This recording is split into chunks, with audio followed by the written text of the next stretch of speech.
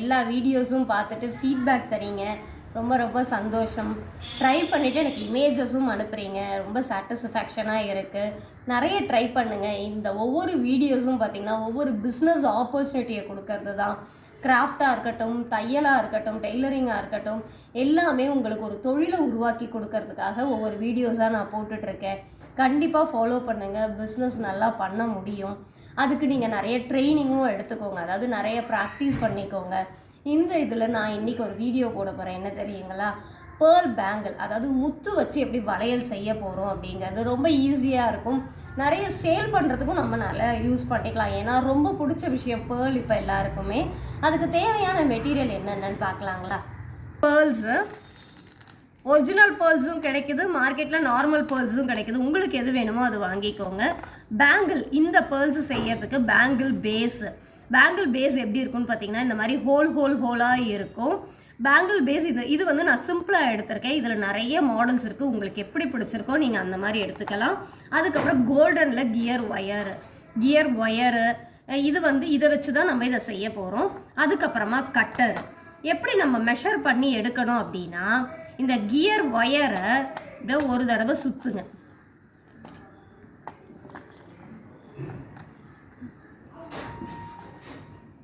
ஒரு தடவை சுற்றி இந்த அளவு இப்படி எடுக்கிறீங்கல்ல, இதை 5 தடவை மடக்கிக்கோங்க. 5 தடவை நம்ம மடக்கியாச்சு. 5 தடவை மடக்கினதுக்கு அப்புறமா இதை இப்படி கட் பண்ணிக்கோங்க. நார்மல் சிசர் தான் என்கிட்ட இருக்குன்னா கூட நீங்கள் கட் பண்ணிக்கலாம், ஒன்றும் ப்ராப்ளம் இல்லை. கட் பண்ணதுக்கு அப்புறம் என்ன பண்ணணும்னா, இந்த முத்தை கோக்க போகிறோம். இதனால உங்களுக்கு முத்து கோக்கிறதுக்கு ஈஸியாக இருக்கும். நம்ம வீட்டில் பொம்பளை பிள்ளைங்க இருக்காங்க அப்படின்னா அவங்க கிட்ட கூட இந்த ஒர்க்கை கொடுத்தா அவங்க சூப்பராக செய்வாங்க. ரொம்ப இன்ட்ரெஸ்டிங்காகவும் இருக்கும். அது இப்போ இருக்கிற டைமில் வந்து நிறைய டைம் பசங்களுக்கு இருக்குது, என்ன பண்ணுறதுனே தெரியாமல் சொல்லி கொடுத்தீங்க அப்படின்னா, அதாவது இந்த வீடியோஸை வச்சு அவங்களுக்கு இப்படிலாம் செய்வான்னு சொன்னீங்கன்னா ரொம்ப இன்ட்ரெஸ்டிங்காக செய்வாங்க. இப்போ கியர் ஒயரில் பார்த்தீங்கன்னா இந்த பேர்ல்ஸை நம்ம கோத்துட்டோம். 10 தானே, அதாவது நமக்கு நான் சொன்ன மாதிரி ஃபஸ்ட்டு கவுண்டிங்லாம் கிடையாது. இப்படி நம்ம வச்சு பார்க்குறத வச்சு தான் இது போதுமா இல்லை ஜாஸ்தியான்னு நமக்கு தெரியும். கரெக்டாக வச்சா ஒரு 2 எக்ஸ்ட்ரா இருக்குது, அதனால நான் அதை எடுத்துடுறேன். எப்படி இருக்கணும்னு நான் இன்னொரு தடவையும் வச்சு காட்டுறேன் பாருங்கள். இந்த பாருங்கள், 1 மணி கம்மியாகவே இருக்குங்களா, தெரியுதுங்களா? அந்த 1 மணி கம்மியாக இருக்கும்போது நம்ம கோத்தா மட்டும்தான் கரெக்டாக இருக்கும். இல்லைனா அது வந்து எழும்பிட்டு நிற்கும், சுருக்கமாக இருக்க மாதிரி. எப்படி நம்ம துணிலாம் சுருக்கம் வருதோ அதே மாதிரி இருக்கும். அதாவது இதை இப்படி சுற்றி வைக்கும்போது ஒரு முத்து கம்மியாக இருக்கணும். சரிங்களா? இப்போ நம்ம எப்படி பண்ணுறதுன்னு பார்க்கலாம். ஃபஸ்ட்டு இந்த ஒரு ஒயரை இந்த இடத்துல இப்படி விட்டு இப்படி எடுத்துக்கோங்க. ஃபஸ்ட்டே சொன்ன மாதிரி கியர் ஒயருங்கிறதால ரொம்ப ஈஸியாக இருக்கும் கோக்கிறதுக்கு. இந்த பாருங்கள், ஃபஸ்ட்டு ஒயரை ஒன்றுமே பண்ண தேவையில்லை. இந்த ஒயரை வந்து இந்த கண்டினியூ ஒயரை பேர்லை ஃபஸ்ட்டு செய்கிறத நகர்ந்துக்கிட்டே தான் இருக்கும். இந்த பாருங்கள், தெரியுதுங்களா? 1 மணி கம்மியாக இருக்கா? இந்த 1 மணி கம்மியாக இருந்தால் மட்டும்தான் அட்ஜஸ்ட்மெண்ட்ஸ் கரெக்டாக வரும். நம்ம லாக் பண்ண இப்போ இது எங்கே முடியுதோ அடுத்த ஒயருக்குள்ளே நம்ம இப்படி உள்ளே விடணும். ஹோல்ஸ்குள்ளே குத்தி எடுக்கிறது தான் நமக்கு ஒர்க்கு. பாருங்க, ஃபஸ்ட்டு நான் ஒரு எண்டை, அதாவது ஃபஸ்ட்டு எண்டை இதுக்குள்ளே விட்டு சும்மா விட்டுட்டு இந்த ஒயரை விட்டுட்டேன். அடுத்த எண்டை ஹோல்குள்ளே விட்டுட்டு அடுத்த ஹோலுக்கு போகிறேன் நான். இங்கே பாருங்கள், தெரியுதுங்களா? இதுதான் கண்டினியூவேஷனு. இது ஃபஸ்ட் ஒயர், இது செகண்ட் ஒயர் இப்படி வந்திருக்கு. அடுத்து நான் பண்ணும்போது புரியும் பாருங்கள். இப்போ ஒயர் மேலே இருக்குது, நான் கீழே கொண்டு போகணும்ல. இப்போ இந்த மாதிரி வந்துக்கிட்டே இருக்கிறதால இதை இப்போ லாக் பண்ணிவிட்டு, அதாவது இங்கே வருதுன்னா அதுக்கு ஆப்போசிட்டில் இப்படி கொடுக்கணும். இதை பாருங்கள், இங்கே வருதுன்னா இதுக்கு ஆப்போசிட்டில் அதே சேம் ஹோலில் குத்த போகிறேன்.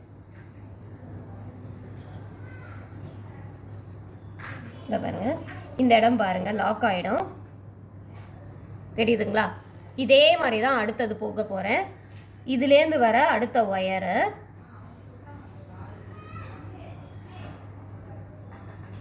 ரொம்ப ஈஸியாக பண்ணலாங்க, கையில் குத்தாது. இந்த பாருங்க, அடுத்த கேப்புக்கு நான் வந்துட்டேன். இந்த பாருங்க 1 2 3 அடுத்த கேப்புக்கு நான் வந்துட்டேன். இப்பயும் அதே மாதிரி தான் அப்படியே ஆப்போசிட்டில் சேம் ஹோலுக்குள்ளே அந்த முத்துவையும் தாண்டி இதை பாருங்கள் இங்கே வந்திருக்கோம், இப்படி கொண்டு வந்து முத்தை டைட் பண்ணுற மாதிரி உள்ளே கொடுத்து நான் இப்படி இழுக்கிறேன். தெரியுதுங்களா? லாக் ஆயிடுச்சுன்னா என்னன்னா இப்போ இந்த மாதிரி இந்த இடம் நகரவே நகராது. இப்போ அடுத்து நான் பண்ணுறேன் பாருங்கள், பேக் சைடும் காட்டுறேன் பாருங்கள். அடுத்த ஹோல்குள்ளே இப்படி கொடுக்குறோம், அடுத்த ஹோல்குள்ளே கொடுத்து இப்படி எடுக்கிறேன். அதுக்கப்புறமா இந்த பேர்லை லாக் பண்ணுற மாதிரி இப்போ இங்கே இருக்குது அப்படின்னா இதுக்குள்ளே இப்படி கொடுத்துட்டு சேம் ஹோலில் வெளில வரும் பாருங்கள். அப்போ என்ன ஆகிடும், இது வரைக்கும் டைட் ஆகிடுச்சு பாருங்கள். இதே மாதிரி இருக்கிற எல்லா ஹோலும் நான் குத்தி எடுக்க போகிறேன். இன்னும் ஒரு 2 வேணாலும் நீங்கள் பார்த்துக்கோங்க, புரியும். அடுத்த ஹோல்குள்ளே கொடுக்குறேன் நான். அடுத்த ஹோல்குள்ளே கொடுத்துட்டேன். கியர் மணியை தாண்டி கியர் ஒயரை அதே சேம் ஹோலில் கொடுக்குறேன்.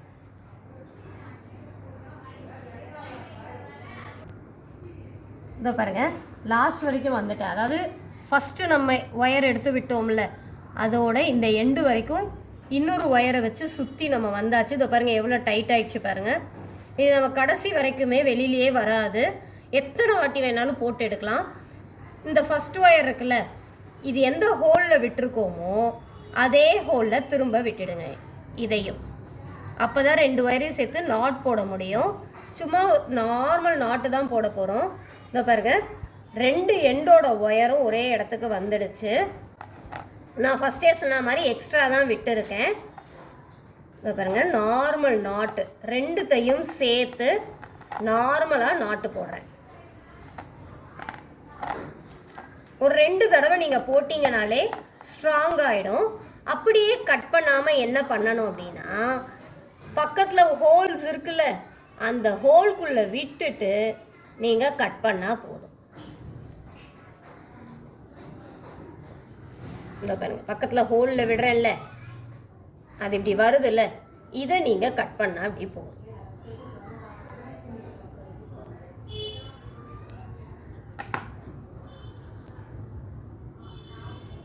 பாருங்க டைட் ஆயிடுச்சு.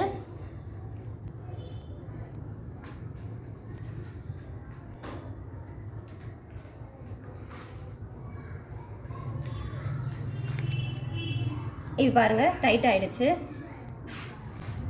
பாஸ், இது நல்லா டைட் ஆயிடுச்சுங்களா? பாருங்க இதே மாதிரியே நான் ஒரு 4 பேங்கிள் போட்டிருக்கேன் பாருங்க. 2 செட்டாக போடலாங்கிறதுக்காக நல்லா டைட்டாக இருக்க போட்டுட்டு, அதே மாதிரி நார்மல் நம்ம முடிச்சு போட்டிருக்கேன் பாருங்கள். அது நம்ம இழுக்கும் போதே பார்த்திங்கன்னா அந்த நாட் வந்து ஒரு கார்னருக்கு மேலே வந்துடும். இன்னொரு விஷயம், நீங்கள் மேலேயுமே அந்த நாட்டை போடலாம், ஒன்றும் ஆகாது. இதை பாருங்கள் 4 பேங்கிள்ஸ் ஒரு செட்டு. இப்போ நான் பார்த்திங்கன்னா இந்த பேர்ல் செட்டு தான் போட்டிருக்கேன்.